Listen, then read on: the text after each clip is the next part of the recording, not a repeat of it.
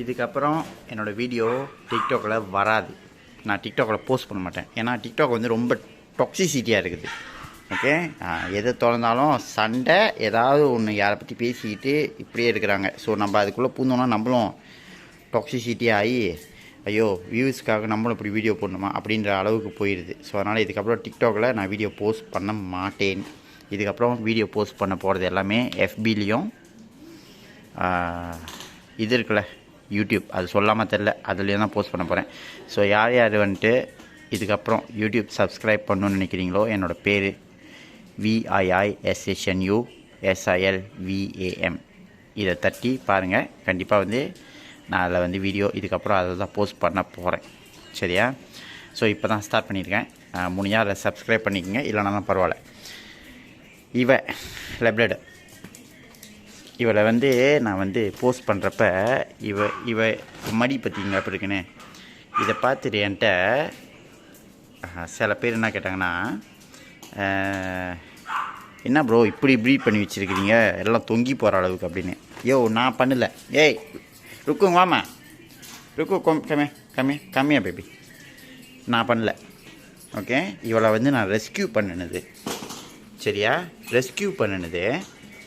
Rescue பண்ணி ஒரு almost 2 years ஆகுது இவளை ரெஸ்கியூ பண்ணி. மூஞ்ச பார்த்தீங்களா? ஓகே, இவள் வந்து ஆக்சுவலாக சீனியர் டாக். ஸோ இது என்ன ப்ராப்ளம்னாக்கா,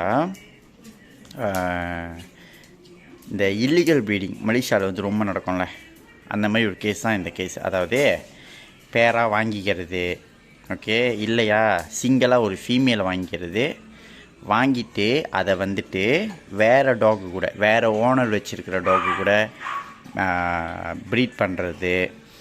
ஓகே, இல்லை பேராக வாங்கிட்டு அதை ப்ரீட் பண்ணுறது, நான் ஸ்டாப்பாக ப்ரீட் பண்ணுறது, ஒரு MKA சர்டிஃபிகேட் இருக்காது, ஒரு வந்துட்டு ப்ராப்பர் ப்ரீடிங் பண்ணணுன்ற அந்த SOP ஃபாலோ பண்ண மாட்டாங்க. ஓகே, கிடைக்கிறப்பெல்லாம் ப்ரீடிங் பண்ணுறது. ஸோ அந்த மாதிரி ஆகிறது தான் இது. அவள் இன்ன வரைக்கும் அவளோட ஃபீஸஸ், அதாவது அவளோட கழிவை வந்து இன்னும் சாப்பிட்டுக்கிட்டே தான் இருக்கிறான்.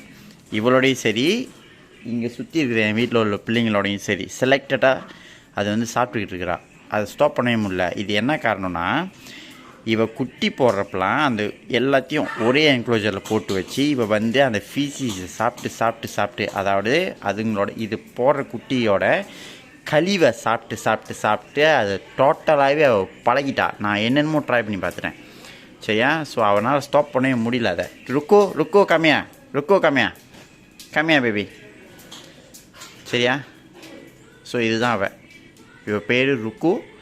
இதுதான் இவள் ஸ்டோரி. அதாவது இவளை வந்து எவ்வளோ வந்து இல்லீகல் ப்ரீட் பண்ணி இவளோட குட்டியெல்லாம் எடுத்து யூஸ் பண்ணிக்க முடியுமோ, இவள் பிள்ளை பெக்க முடியாது போனதுக்கப்புறம் தூக்கிட்டு என்னோட சாமான்லாம் வீசிட்டு போயிட்டாங்க. ஓகே, ஸோ இதுதான் வந்து இவளோட ஸ்டோரி. ஸோ அதனால் நான் ப்ரீட் பண்ணலை, இதை நான் ரெஸ்கியூ பண்ணியிருக்கிறேன். அதை முதல் அண்டர்ஸ்டாண்ட் பண்ணிக்கோங்க. நான் ரெஸ்கியூ பண்ணியிருக்கிறேன், நான் ப்ரீட் பண்ண கிடையாது. சரியா? நான் ப்ரீட் பண்ணி விற்கிற ஆள் கிடையாது. ஸோ அதை முதல் நல்லா யோசிச்சிக்கங்க. புரியுதுங்களா? ஸோ நாய் வளர்க்குறீங்க, உங்களுக்கு ப்ரீட் பண்ணணுன்னு தோணுதுன்னா ப்ராப்பராக போய்ட்டு MKAல வந்து ரிஜிஸ்டர் பண்ணுங்கள். ப்ராப்பராக லைசன்ஸ் எடுத்து வச்சுக்கோங்க. அதுக்கான SOPயை ஃபாலோ பண்ணுங்கள். இல்லீகலாக ப்ரீட் பண்ணால் அதோ இதான் நிலமை. சீனியராகி அதெல்லாம் பிள்ளை பெக்க முடியாது அப்படின்ற ஒரு காலகட்டத்தில் ரோட்டுக்கு வந்துவிடும். ஓகே, ஸோ அதுதான். ஸோ கொஞ்சம் தயவுசெய்து யோசித்து செயல்படுங்க. ஒன்றே இல்லீகலாக ப்ரீட் பண்ணி ஒழுங்காக வச்சு வளர்த்துருந்தா கூட பரவாயில்ல, இல்லை அதோட இதை முடிஞ்சு கையோடு தூக்கிட்டு வந்து ரோட்டில் போட்டு போயிடுறது. So stop illegal breeding.